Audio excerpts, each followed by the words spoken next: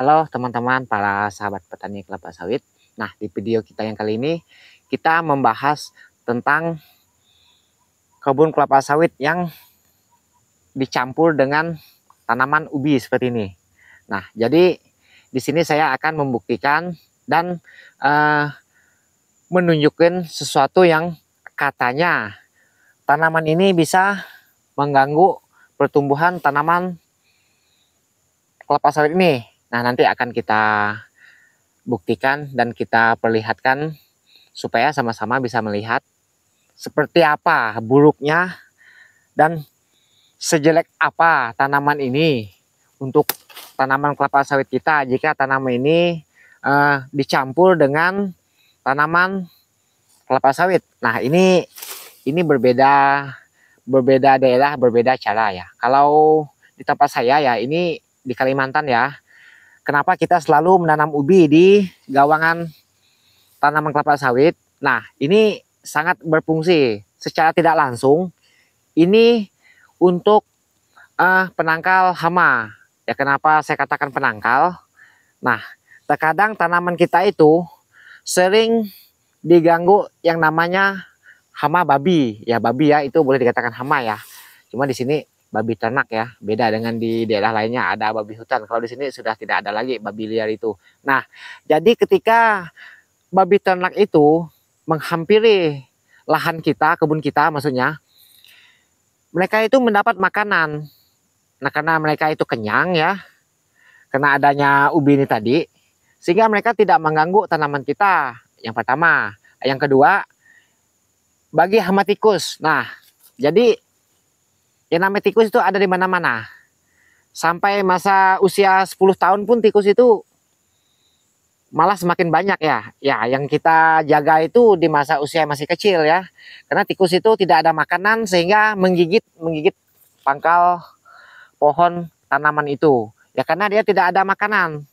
Karena tikus itu adanya di mana-mana. Nah, jadi itu pentingnya kita selalu menanam tanaman seperti ini ya. Ini kalau daerah saya namanya ubi. Kalau di Jakarta tempat saya tinggal dulu namanya singkong. Nah, ini yang dinamakan singkong ya. Nah, ini menurut saya ini sangat berguna. Lalu bukan hanya itu gunanya.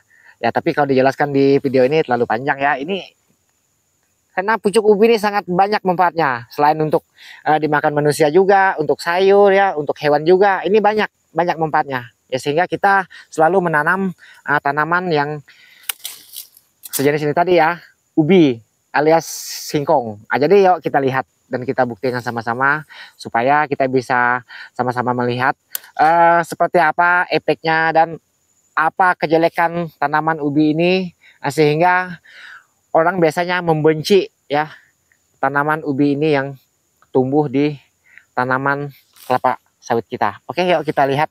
Tapi sebelumnya bagi yang belum subscribe silahkan menekan tombol subscribe dan mohon di-share kepada teman-temannya sekiranya video ini bermanfaat untuk para sahabat petani. Oke, kita lanjut. Nah, berikut akan saya tunjukin tanaman kelapa sawit ini yang ditumbuhin tanaman singkong tadi. Yuk kita lihat di bagian ujung sana. Karena di sekitar pondok itu biasanya tanaman kelapa sawit itu suka lebih subur. Jadi tidak perlu kita tunjukin di sekitar pondok. Kita menunjukin sesuatu yang lebih jelas ya. Nah, di sini, ini udah mulai nih.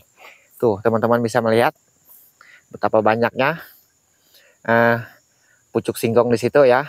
Itu sengaja kita biarkan. Ya, karena itu dia tumbuhnya di gawang tanaman ini ya. Nah, nih.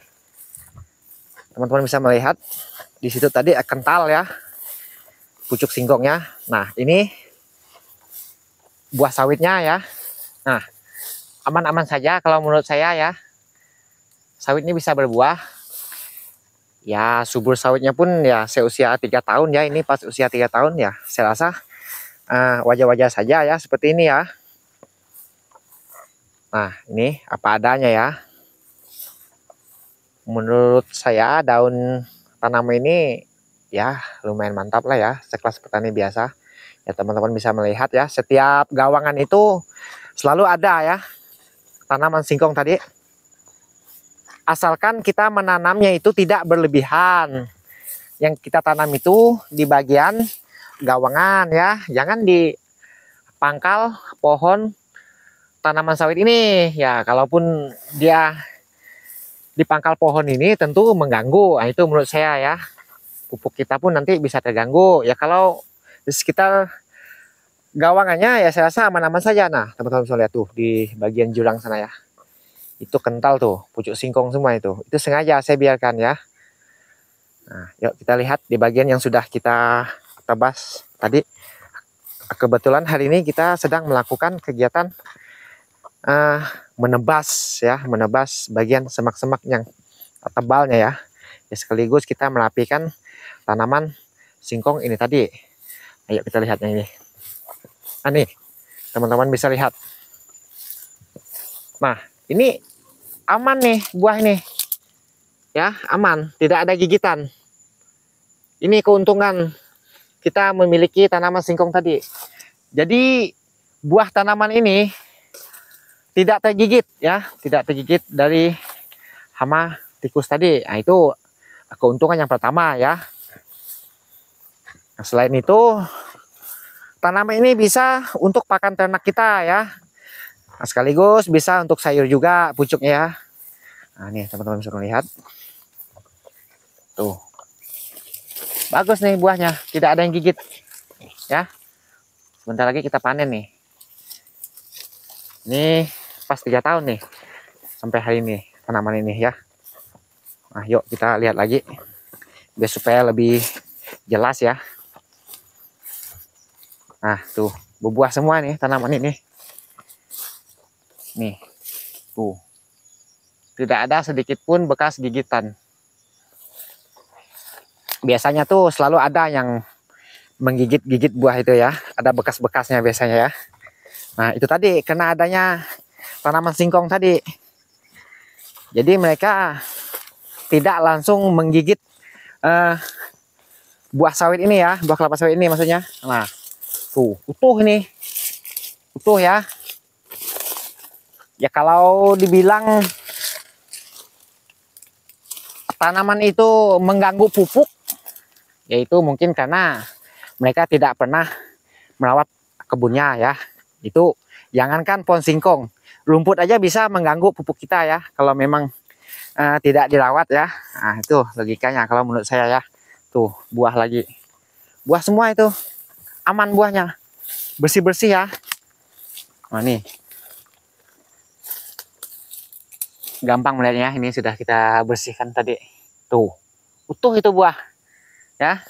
Nah, itulah manfaatnya tanaman kelapa sawit dicampur dengan tanaman singkong tadi ya, ubi. Kalau tempat saya namanya ubi. Lagi pula ini menebasnya lebih mudah ini karena lembut ini ya. Nah, cuma di saat kita melakukan penebasan untuk tanaman singkong tadi harus kita kumpul ya, jangan dibiarkan berantakan. Karena barang itu kalau menempel di tanah hidup lagi ya. Nah, nih seperti ini ya. Cara kita mengaman tanaman itu tadi ya. Nah, ini seperti ini ya. Nah, jadi untuk teman-teman biar nggak salah paham, inilah bukti yang nyata ya. Nah, nih karena saya sendiri sudah membuktikan bahwa kebun kelapa sawit itu lebih bagus jika ada ditanam tanaman singkong tadi ya. Nah, ini malahan kalau yang tidak ada pohon singkongnya, semak itu luar biasa itu. Semak yang tajam-tajam itu, yang segitiga itu. Ya teman-teman bisa tahu lah, yang memiliki tanam kelapa sawit pasti ada tumbuh semak yang semacam itu ya. Nah, ini kita lihat lagi. Tuh buahnya. Wih, mantap ya. Wah. Ini varietas Sianggambi ya. Tanaman ini ya. PPKS Sianggambi nih. Seusia 3 tahun sampai hari ini. Ya, seperti inilah perkembangannya. Menurut saya lumayan mantap sekelas petani biasa seperti saya. Oke, untuk teman-teman, sampai di sini dulu videonya yang bisa saya perlihatkan.